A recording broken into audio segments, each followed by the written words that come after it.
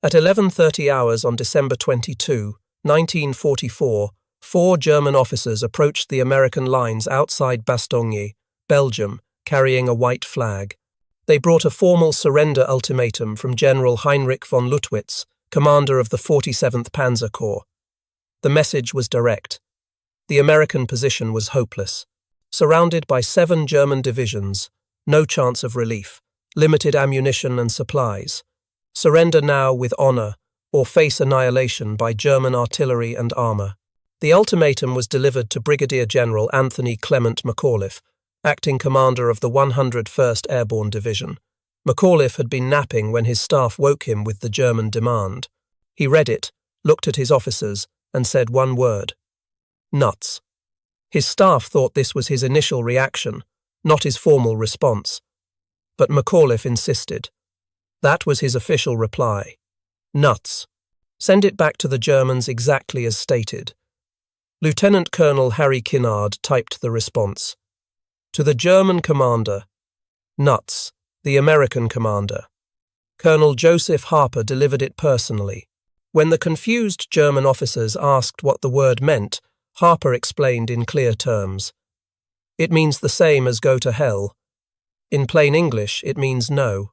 McAuliffe's one-word response captured something fundamental about American military doctrine that had been developing for more than 2 decades.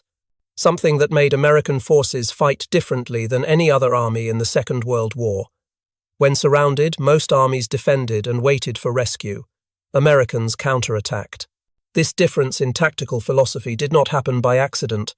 It was the result of deliberate choices made by military leaders who studied the First World War and determined that American forces would never fight that way again. The transformation began on September 1st, 1939, the day Germany invaded Poland. That same day, General George Catlett Marshall was sworn in as Chief of Staff of the United States Army. President Franklin Delano Roosevelt had passed over 33 more senior generals to select Marshall, a decision that shocked the military establishment. Marshall inherited an army that ranked 17th in the world. 174,000 soldiers scattered across 130 posts and stations worldwide, smaller than the armies of Portugal, Romania, and Spain. Most units were under strength, equipment dated from the First World War. Training was minimal and focused primarily on garrison duties and ceremonial functions. The United States Army in 1939 resembled a constabulary force more than a modern combat organization. Officers spent more time on paperwork than tactical training. Enlisted men performed administrative duties, construction projects, and guard details. Large-scale maneuvers were rare. Combined arms training was almost non-existent. The idea that this small, scattered force would need to fight a major war seemed remote. But Marshall had seen modern war firsthand. He had served in France during the First World War as a staff officer with the American Expeditionary Forces. He had planned major operations, including the Meuse-Argonne offensive, which involved moving more than 500,000 soldiers into position for the largest battle in American history. He had watched American units take massive casualties in frontal attacks against prepared German positions. He had seen talented officers fail because they could not adapt to rapidly changing battlefield conditions. He had witnessed the consequences of rigid, centralized command structures that could not respond fast enough to tactical realities. Marshall understood that the next war would be even more complex, more mobile, and more deadly than the last. American forces would need to be trained differently. They would need doctrine that emphasized flexibility, initiative, and aggressive action, rather than rigid adherence to plans that became obsolete the moment combat began. The foundation for this new doctrine had been laid years earlier at Fort Benning, Georgia. From November 1927 to June 1932, Marshall served as Assistant Commandant of the Infantry School at Fort Benning. During those 4.5 years, he revolutionized how the United States Army trained its infantry officers. 200 future generals passed through Fort Benning as students or instructors during Marshall's tenure, including Omar Nelson Bradley, Joseph Warren Stilwell, Matthew Bunker Ridgway, and Walter Bedell Smith. Marshall's approach was radical for its time. He stripped away the complex, formal, tactical problems that had dominated military education and replaced them with simple, practical exercises focused on making rapid decisions with incomplete information. He told instructors that officers needed to learn how to think, not what to think.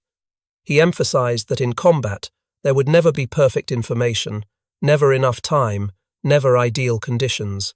Officers had to be trained to act decisively despite uncertainty.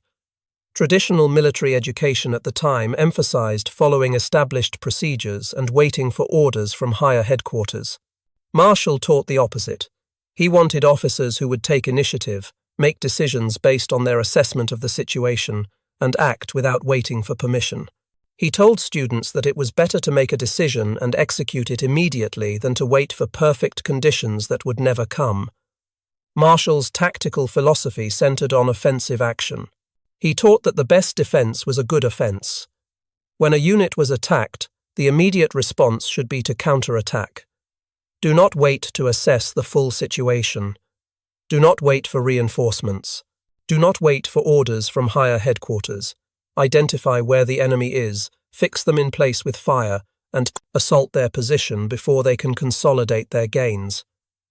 This emphasis on immediate counterattack was based on Marshall's analysis of First World War combat.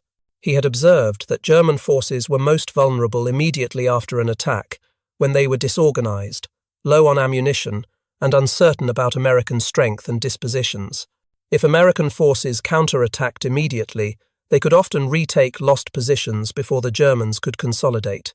But if American forces waited, the Germans would bring up reinforcements, establish defensive positions, and sight their machine guns. What could have been retaken in minutes would require hours of costly fighting. Marshall also observed that American officers in the First World War often failed not because they lacked courage or tactical knowledge, but because they could not make decisions quickly under pressure. Officers who had been trained to follow detailed procedures and wait for orders from higher headquarters became paralyzed when communications broke down or when the tactical situation changed faster than orders could be transmitted.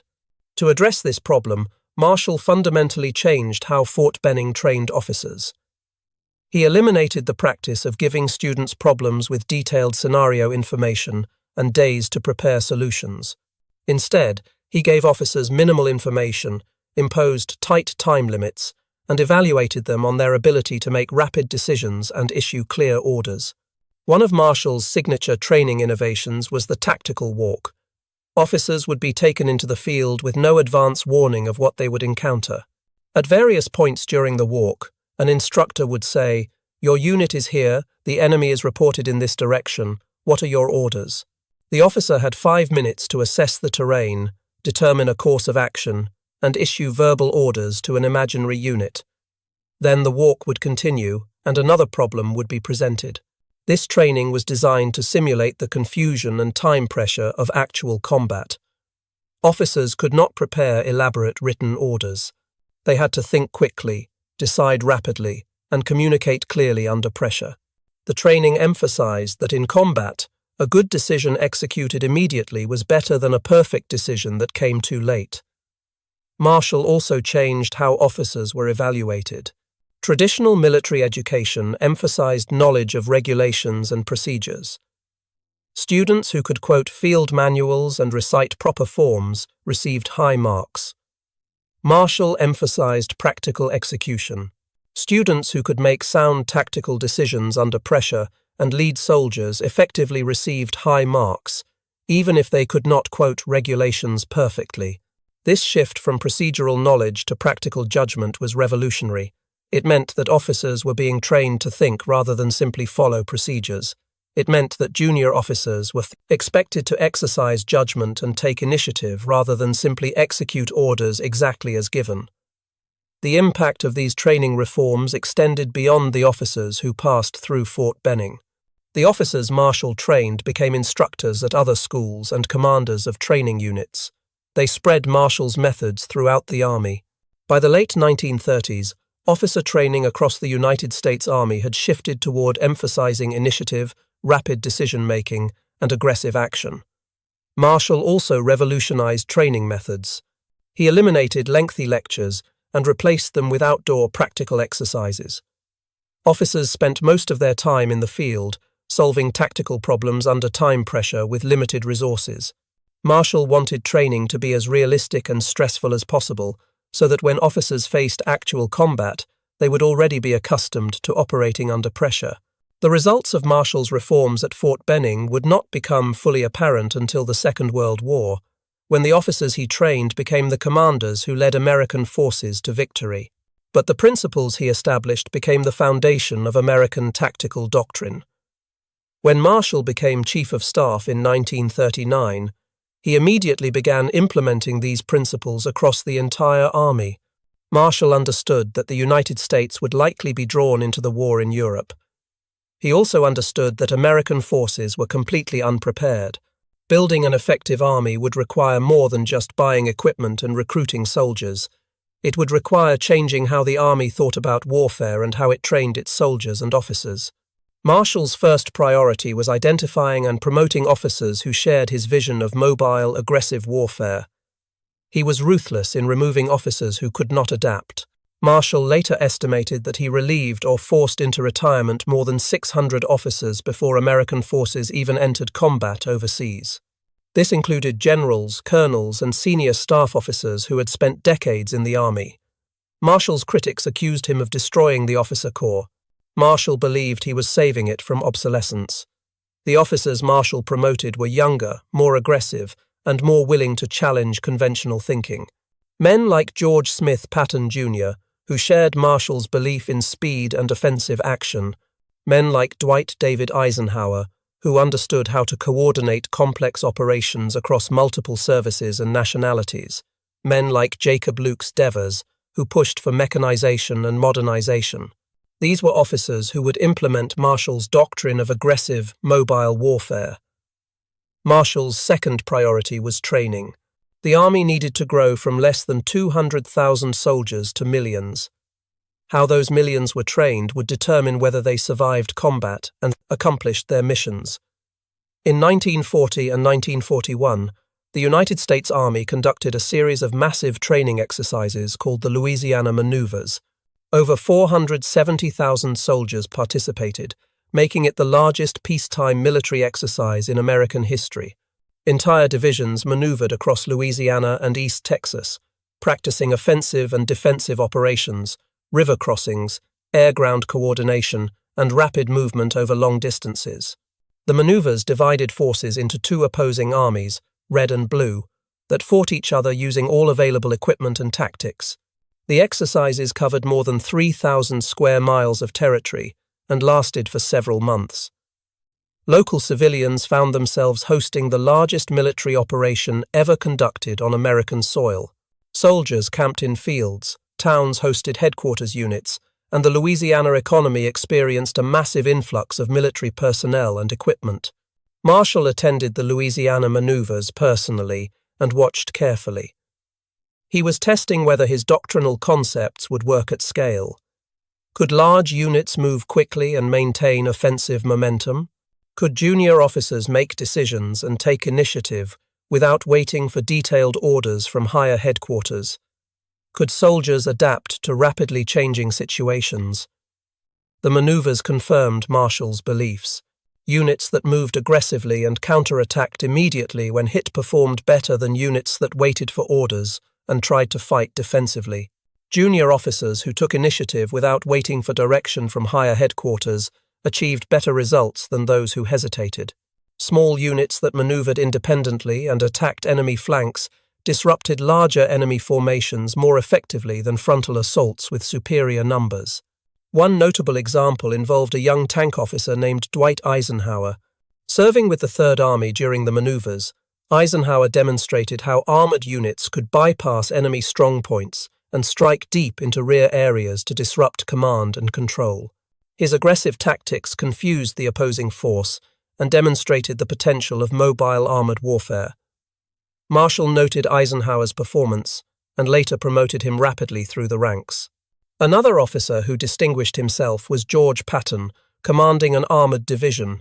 Patton pushed his units to move faster and farther than maneuver plans called for. At one point, he drove his tanks through civilian areas that were technically outside the maneuver boundaries, arguing that in real war there would be no boundaries. Umpires complained about Patton's disregard for rules. Marshall saw it as evidence of exactly the kind of aggressive mindset American commanders would need. The maneuvers also revealed weaknesses that needed to be addressed. American units struggled with logistics.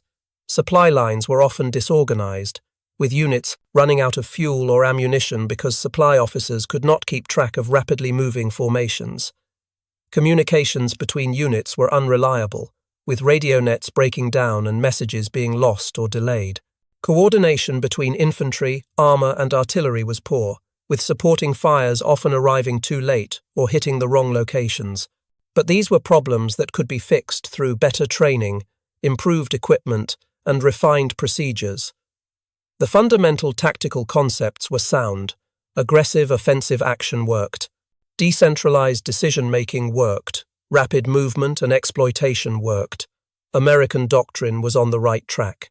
By December 1941, when the United States entered the war after Pearl Harbor, the Army had grown to more than 1.6 million soldiers. More importantly, those soldiers were being trained according to Marshall's doctrine of aggressive, offensive warfare. The doctrine was codified in Field Manual 100-5, Operations, published in 1941. The manual stated clearly that offense was the decisive form of combat. Defense was temporary, used only to economize force in one area while attacking in another, or to gain time before resuming the offensive. The manual emphasized that when defending, units should conduct aggressive counterattacks to disrupt enemy attacks and regain lost ground. This was fundamentally different from Allied doctrine. The British Army had spent 2 decades perfecting defensive tactics based on their First World War experience. British doctrine emphasized establishing strong defensive positions with mutually supporting fields of fire. When attacked, British units would hold their ground, call for artillery support, and wait for reserves to be organized for a deliberate, carefully planned counterattack. This deliberate approach took time, hours, sometimes days.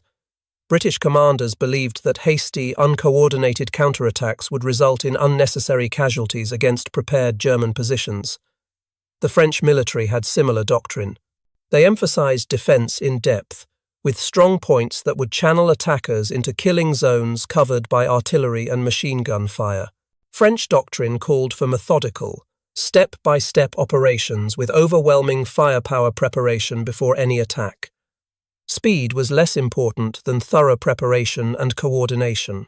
Soviet doctrine was different but also emphasized mass and preparation. The Red Army called for massive artillery barrages before any offensive operation, overwhelming force concentrated at decisive points, and centralized control from higher headquarters. Soviet counterattacks involved thousands of tanks and hundreds of thousands of soldiers moving according to detailed plans coordinated at army level. American doctrine was unique among the major powers. It emphasized immediate action by the forces in contact. If a position was threatened, the unit, commander on the spot, whether a sergeant, lieutenant, or captain, was expected to counterattack immediately with whatever forces were available. Do not wait for orders from higher headquarters. Do not wait for reinforcements. Do not wait for perfect information about enemy strength and positions. Attack now, with what you have, before the enemy can consolidate their gains. This doctrine required a different kind of soldier than other armies produced. American training focused on creating soldiers who could think and act independently, who understood the commander's intent rather than just following specific orders, who could adapt to unexpected situations without waiting for direction. At infantry replacement training centers across the United States, recruits spent 13 weeks learning to be soldiers. A substantial portion of that training focused on battle drills that emphasized aggressive action, react to ambush, assault a fortified position, conduct a hasty attack, clear a building. Every drill emphasized immediate offensive action. The training was physically exhausting and mentally demanding. Recruits marched 20 miles with full equipment, then immediately assaulted an objective. They dug foxholes, then got ordered to abandon them and attack in a different direction. They learned that there was no time to rest, no time to wait for perfect conditions, no time to get every detail right. You acted with what you had, when you could. Officer training at Fort Benning was even more intensive. The Infantry Officer Candidate School compressed the equivalent of 4 years of college-level military education into 3 months. Candidates were constantly evaluated on their ability to make rapid decisions under pressure, to lead soldiers in realistic tactical exercises, and to adapt to unexpected changes in the tactical situation. Instructors created scenarios where there was no perfect solution, no time to gather all relevant information, no opportunity to coordinate properly with adjacent units. Young officers had to make decisions with incomplete information and accept the consequences. The training was designed to produce officers who would take initiative and accept risk rather than waiting for guidance from higher headquarters. This training philosophy produced a distinct American tactical culture. Junior leaders were expected to show initiative. A lieutenant who saw an opportunity to attack was expected to do so even if it meant deviating from the original plan. A captain who found the enemy flank exposed was expected to attack immediately rather than report up the chain of command and wait for orders. The culture was reinforced by Marshall's personnel policies. Officers who showed initiative and achieved results were promoted rapidly, regardless of seniority. Officers who waited for orders and avoided risk were relieved of command. Marshall made it clear that in the American Army, aggressive action would be rewarded and timidity would be punished. The first real test of American doctrine came in North Africa in February 1943. The Battle of Kasserine Pass was the first major engagement between American and German forces. German armor under Field Marshal Erwin Rommel attacked American positions in Tunisia on February 14th. The attack achieved complete tactical surprise. American units, most of which had never been in combat, were scattered and driven back 50 miles. By February 20th, the situation looked desperate. American forces had suffered more than 6,000 casualties, including 3,000 soldiers missing or captured. Equipment losses were heavy. Unit cohesion had broken down in many areas. British commanders expected the Americans to pull back, reorganize, and prepare a deliberate counter-offensive. That was how the British would have responded after such a defeat. Take time to assess what went wrong, reorganize units, wait for replacements and resupply. Plan the next operation carefully to avoid repeating mistakes. American forces did not wait. Within 24 hours of the worst fighting, American artillery units that had retreated in disorder were back in action, firing in support of infantry counterattacks. Tank units were refueling and rearming, ready to engage again. Infantry regiments that had been scattered were reforming and moving back toward the enemy. By February 22nd, just 3 days after the peak of the German assault, American counterattacks had stopped the German advance. By February 24th, American forces had recaptured all the territory they had lost. The Germans withdrew, having failed to achieve their operational objectives. British commanders were both impressed and appalled. Impressed by American resilience and aggressive spirit, appalled by what they saw as reckless haste and poor coordination. British doctrine said you needed weeks to recover from a defeat like Kasserine Pass. The Americans recovered in days. General Harold Alexander, the British officer who took overall command after Kasserine Pass, tried to slow the Americans down. He wanted them to wait, train more, and conduct more methodical operations. But American commanders pushed for immediate action. General George Patton, who took command of 2nd Corps after Kasserine Pass, told his officers that the way to recover from a defeat was to attack immediately. Make the enemy worry about what you are going to do to them, not what they are going to do to you. Within a month, American forces won the Battle of El Gueta, their first clear tactical victory against the Wehrmacht. The aggressive doctrine was working. By June 1944, when Allied forces landed in Normandy, American tactical doctrine had been refined through campaigns in North Africa, Sicily, and Italy. Junior officers knew to take initiative. Soldiers knew to counterattack immediately when hit. The culture of aggressive offense was deeply embedded at all levels. This brings us to December 1944 and the German Ardennes offensive. On December 16, 1944, At 0530 hours, German forces launched the largest offensive they would mount in the West during the entire war. 30 divisions, 250,000 men, nearly 1,000 tanks and assault guns. The attack achieved complete tactical surprise along an 85-mile front in the Ardennes forest of Belgium and Luxembourg. Weather conditions favored the Germans. Heavy snow, freezing temperatures, dense fog that grounded Allied aircraft. German armor advanced rapidly through thinly held American positions. Some American units broke and ran, others were surrounded and destroyed. Within 48 hours, German forces had created a bulge 50 miles deep into the Allied front. The situation looked catastrophic. American forces were scattered and retreating. German armor was driving toward the Meuse River and the vital port of Antwerp. If the Germans reached Antwerp, they would split the Allied armies and potentially force a negotiated peace that would allow Germany to continue the war. But three things happened that the Germans did not expect. First, small American units throughout the Ardennes immediately began mounting local counterattacks. At dozens of crossroads and villages, American forces that had been bypassed or surrounded did not surrender or retreat to the rear. They counterattacked. These small unit actions bought time. Every hour the Germans were delayed allowed more American forces to move into position. Every counterattack forced German units to deploy from march column into combat formation, slowing their advance. The cumulative effect of hundreds of small, often unsuccessful counterattacks was to disrupt the German timetable and prevent them from achieving the rapid breakthrough their plan required.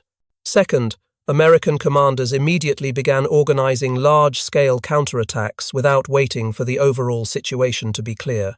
Within 24 hours of the initial German attack, General Dwight Eisenhower, Supreme Allied Commander, was moving entire divisions toward the breakthrough, not to establish defensive positions, but to counterattack.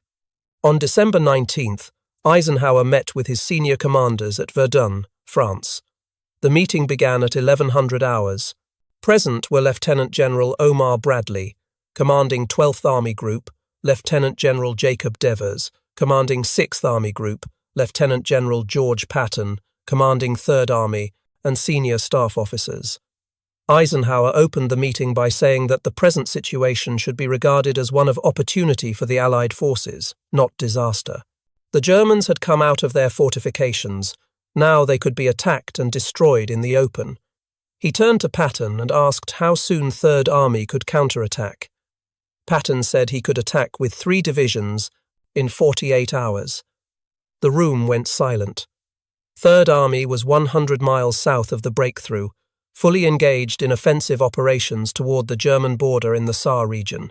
To counterattack into the Ardennes, Patton would have to disengage from his current offensive, turn his entire army 90 degrees north, and attack into the German flank. This required moving hundreds of thousands of men, thousands of vehicles, repositioning artillery, rerouting supply lines, and coordinating with other Allied units. British and German military planners estimated such a maneuver would take at least 2 weeks, possibly a month. Moving an entire army required careful planning, detailed logistics, coordination, and methodical execution. You could not just turn an army 90 degrees and attack in 48 hours. It was tactically impossible. Eisenhower looked skeptical. "Do not be fatuous, George," he said. He ordered Patton to attack with 3 divisions on December 22nd, giving him 72 hours instead of 48. What Eisenhower did not know was that Patton had anticipated this request. Before leaving for Verdun, Patton had ordered his staff to prepare 3 contingency plans for turning north. The plans were codenamed Nickel, Dime, and Cent, corresponding to different axes of advance. When Eisenhower gave the order, Patton's staff simply executed the plan they had already prepared. But executing the plan still required extraordinary effort and coordination. 3rd Army staff officers worked through the night issuing orders. Regimental commanders disengaged from their current operations and began moving north. Battalion commanders organized their units for movement while still in contact with the enemy. Company commanders rerouted supply convoys on their own initiative. Supply officers worked through the night establishing new logistics routes. Artillery units displaced their guns, moved north, and prepared to fire in support of the counterattack. Nobody waited to be told exactly what to do. They knew the mission. Attack north. They figured out the details themselves. This was exactly what Marshall's training doctrine was designed to produce.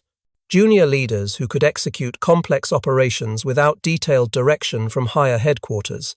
At 0630 hours on December 22nd, 66 hours after the Verdun meeting, 3 divisions of 3rd Army attacked north into the German flank.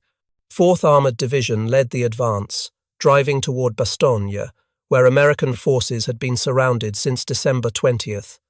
The defense of Bastogne itself demonstrated American tactical doctrine in action.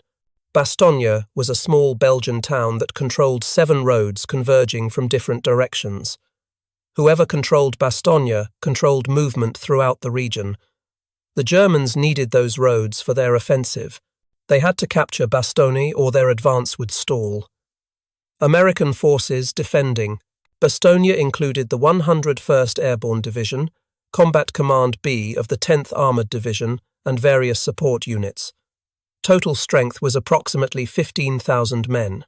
They were surrounded by 7 German divisions, totaling more than 45,000 soldiers with heavy armor and artillery support.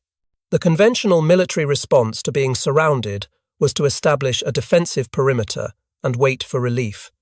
Conserve ammunition, avoid unnecessary engagements, hold the line until help arrived. American forces in Bastogne did the opposite. They attacked. Throughout the siege, American forces conducted continuous offensive operations. When German forces probed the defensive perimeter, American units did not just repel the attack, they counterattacked to push the Germans back and inflict casualties. When German artillery positions were located, American units organized raids to attack them. When German infantry attempted to infiltrate the lines, American patrols went out to hunt them down. The aggressive counterattack doctrine was practiced by soldiers throughout the Bastogne perimeter. When German forces attempted to breach American lines, the response was always the same. Immediate counterattack. On December 23rd, German infantry from the 26th Volksgrenadier Division penetrated American positions near the village of Marvy on the southeastern edge of the perimeter. The penetration threatened to split the American defense and allow German armor to enter Bastogne from the east. Team O'Hara from Combat Command B of the 10th Armored Division, commanded by Lieutenant Colonel James O'Hara, immediately counterattacked. The team included M4 Sherman tanks, M5 Stuart light tanks, M18 Hellcat tank destroyers, armoured infantry in half-tracks, and supporting engineers. They did not wait for orders from higher headquarters. They did not wait to assess German strength. They attacked immediately. The counterattack hit German infantry who were attempting to consolidate their penetration. American tanks rolled through German positions firing high explosive and machine gun rounds. Armoured infantry dismounted and cleared buildings. Engineers blew up German strongpoints with demolition charges. The fighting was close and brutal. American and German soldiers fought room to room in Marvy village, but within 2 hours, American forces had driven the Germans back and re-established the original defensive line. Similar actions occurred around the entire Bastogne perimeter. On the northern sector, the 506th Parachute Infantry Regiment conducted night raids against German positions. On the western sector, the 502nd Parachute Infantry Regiment attacked German artillery observation posts. On the southern sector, glider infantry from the 327th Glider Infantry Regiment ambushed German supply columns. These were not isolated incidents. They were consistent in application of doctrine. Every commander from battalion to squad level understood that when Germans attacked, the response was immediate counterattack. This kept German forces off balance and prevented them from massing overwhelming force at any single point. The defenders also benefited from artillery support that was aggressively employed. American artillery doctrine emphasized massing fires quickly and shifting targets rapidly. When German forces were spotted concentrating for an attack, American artillery would hit them with concentrated fire before they could assault. When German infantry attacked American positions, artillery would fire directly in front of American lines, so close that shell fragments sometimes wounded American soldiers. This was acceptable. Better to take some friendly casualties from your own artillery than to be overrun by German infantry. The 969th Field Artillery Battalion, an all-black unit, provided critical fire support throughout the siege. The battalion fired more than 10,000 rounds during the siege, often at danger close range to American positions. Battery commanders made independent decisions about targets and fire missions without waiting for approval from higher headquarters. This decentralized control allowed artillery to respond immediately to requests from infantry units in contact. American armor also operated aggressively. Tank commanders did not wait in defensive positions for German armor to attack. They conducted aggressive patrols, engaged German forces at long range, and repositioned constantly to prevent German forces from determining American tank positions. This mobile defense was more effective than static positions would have been, even though it consumed more fuel and wore out equipment faster. The aggressive tactics worked because American soldiers at all levels had been trained to think offensively. A private manning a machine gun position did not just defend his position. He looked for opportunities to attack German positions with fire. A sergeant commanding a squad did not just hold his section of line. He organized patrols to raid German positions. A lieutenant commanding a platoon did not just wait for orders. He assessed the situation and took action based on his understanding of the commander's intent. This tactical culture was the direct result of training that emphasized initiative at all levels. From basic training through advanced individual training through unit training, soldiers learned that they were expected to act, not just follow orders. When circumstances changed, soldiers were expected to adapt without waiting for new orders. When opportunities appeared, soldiers were expected to exploit them without requesting permission. This was not unusual. It was standard operating procedure throughout the Bastogne defense. Every German attack was met with an immediate American counterattack. The Germans expected the surrounded Americans to fight defensively, conserving strength and ammunition. Instead, they encountered continuous offensive action that kept German forces off balance and prevented them from massing for a decisive assault. On December 22nd, when the German surrender demand arrived, the American response was not surprising given this tactical culture. General McAuliffe's one-word reply, "nuts," was consistent with the aggressive spirit that pervaded American forces at Bastogne. They were not thinking about surrender or survival. They were thinking about killing Germans. The siege was lifted on December 26th when elements of 4th Armored Division, spearheading Patton's counterattack, reached Bastogne. Lieutenant Charles Bulge, commanding a tank platoon from Company C, 37th Tank Battalion, led the breakthrough. His lead tank, nicknamed Cobra King, rolled into Bastogne at 1650 hours. The corridor was only a few hundred yards wide and came under immediate German fire, but it was enough. Supplies and reinforcements could reach the defenders. But the relief of Bastogne did not mean the fighting stopped. American forces immediately transitioned from defense to offense. Units that had been defending the perimeter for 6 days began attacking outward to expand the corridor and push German forces back. The 101st Airborne Division, which had been surrounded and under constant attack, was conducting offensive operations by December 27th. German commanders were stunned. How could forces that had just survived a desperate siege immediately go on the attack? Where did they get the supplies? How were they organized so quickly? What kind of soldiers did not need time to recover before resuming combat? The answer was soldiers who had been trained since day one that offense was the default. Defense was temporary. Rest came after the enemy was destroyed, not before. This pattern repeated throughout the Battle of the Bulge. American units were hit hard, fell back while counterattacking, reorganized quickly, and resumed offensive operations. There was no long pause for assessment and planning. The cycle of attack, defend, counterattack, attack again happened in hours, not days. British and Canadian forces fighting in the northern sector of the Bulge operated differently. When German attacks were repelled, British units established strong defensive positions, and waited for the situation to be clearly assessed before mounting counterattacks. British commanders organized deliberate, carefully coordinated counter-offensives with proper artillery preparation and clear lines of communication. Both approaches worked, but the American approach was faster. By January 25, 1945, 41 days after the German offensive began, American forces had eliminated the entire Bulge and restored the front line. German forces had suffered between 85,000 and 100,000 casualties. More critically, they had lost tanks, trucks, artillery, and fuel they could not replace. The Wehrmacht in the West never recovered from the Battle of the Bulge. American casualties were also heavy.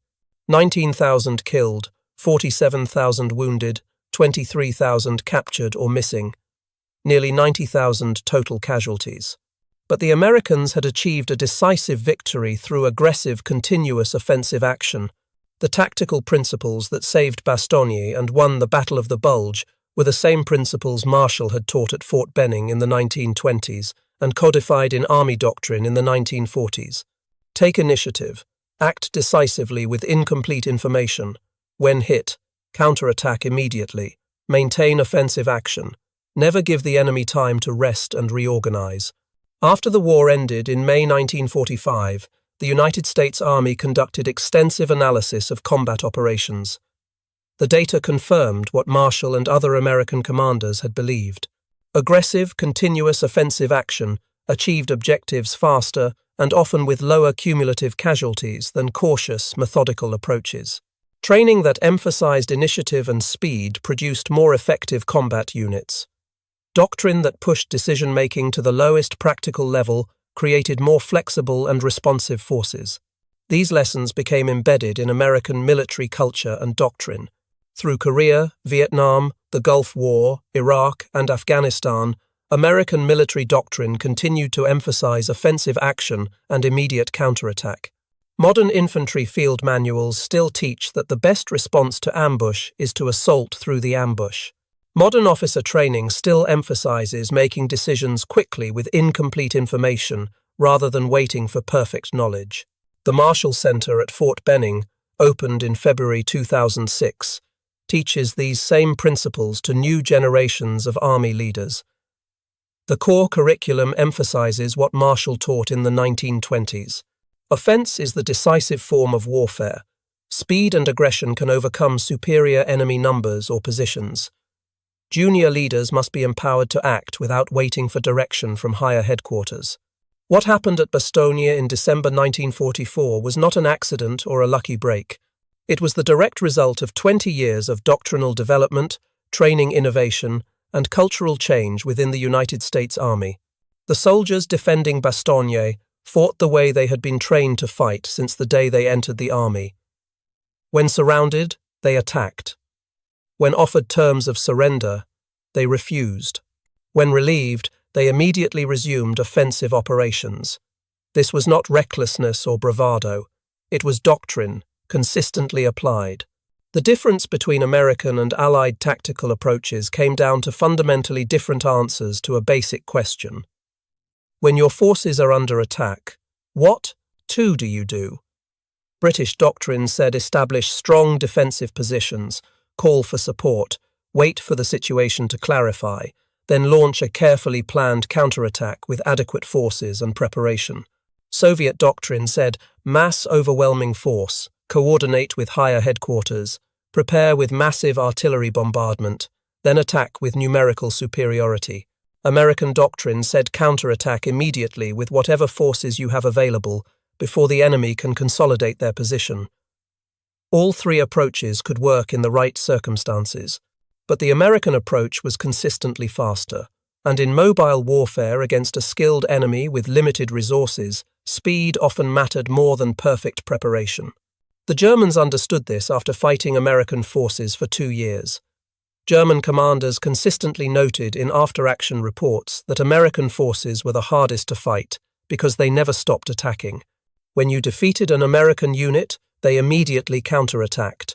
When you prepared defenses, they attacked before you were ready. When you tried to rest and regroup, they kept the pressure on.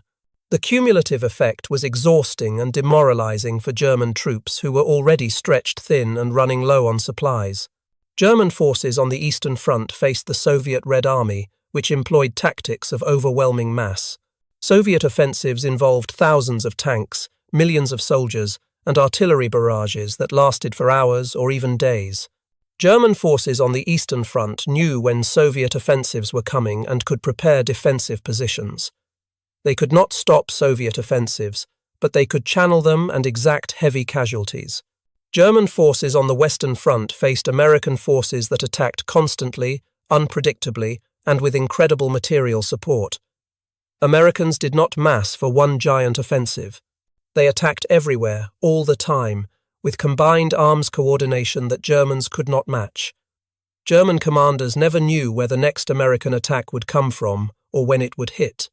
This operational approach was only possible because of three American advantages: industrial production that could supply vast amounts of ammunition, fuel, and equipment, a large population that could replace casualties, and a training system that produced soldiers and officers who could execute complex operations independently without detailed direction from higher headquarters. Marshall understood all three factors when he designed American tactical doctrine. He knew that American forces would have material advantages that other armies lacked. He designed Doctrine to exploit those advantages through continuous, aggressive offensive action that consumed resources but maintained constant pressure on the enemy. The doctrine worked. By May 1945, German forces had been destroyed in both East and West. American ground forces had advanced from Normandy to the Elbe River in less than a year. They had destroyed or captured more than 4 million German soldiers. They had done so by attacking continuously, counterattacking immediately when hit, and never giving German forces time to rest or reorganize. General Anthony McAuliffe, who commanded at Bastogne, retired as a lieutenant general in 1956. He was asked many times about his famous nuts reply. He always said the response came naturally. The Germans expected the Americans to be thinking about surrender. The Americans were thinking about how to kill more Germans. The attitude difference came from training and doctrine that emphasized offensive action regardless of circumstances. General George Patton died in December 1945 from injuries sustained in a car accident in Germany. His rapid relief of Bastogne became legendary. Moving an entire army 90 degrees and attacking in 66 hours became a case study taught at military academies worldwide as an example of operational agility and aggressive execution. General Dwight Eisenhower served as Army Chief of Staff after Marshall, then became President of the United States. His decision to view the German Ardennes offensive as an opportunity rather than a disaster demonstrated how deeply offensive doctrine had penetrated American military thinking at the highest levels. General George Marshall served as Secretary of State after the war and developed the Marshall Plan for European Recovery. He won the Nobel Peace Prize in 1953. But his most enduring contribution was the tactical doctrine he developed at Fort Benning in the 1920s and implemented across the United States Army in the 1940s. That doctrine shaped how American forces fought in the Second World War and continues to shape American military operations today. The principles are simple. Seize the initiative. Maintain offensive action. Counterattack immediately when hit. Empower junior leaders to act without waiting for orders. Accept risk and uncertainty as inherent in combat operations. Speed and aggression can overcome superior enemy numbers or positions. These principles saved Bastogne. They won the Battle of the Bulge. They contributed significantly to Allied victory in Europe. And they remain at the core of American military doctrine 75 years later. That is how military innovation actually happens.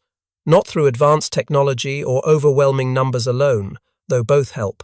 Innovation happens through clear thinking about what kind of war you need to fight, what advantages you have, and what doctrine will allow you to exploit those advantages most effectively. It happens through training systems that instill that doctrine at every level from private to general. And it happens through leaders who have the courage to implement new approaches even when they contradict conventional military wisdom. If you found this account meaningful, please like this video. It helps us share more essential chapters from the Second World War. Subscribe to stay connected with these histories. Each story preserves lessons that remain relevant today. Leave a comment telling us where you are watching from. Our community spans continents and generations, united by commitment to understanding how history shapes the present. Thank you for watching, and thank you for helping preserve these memories.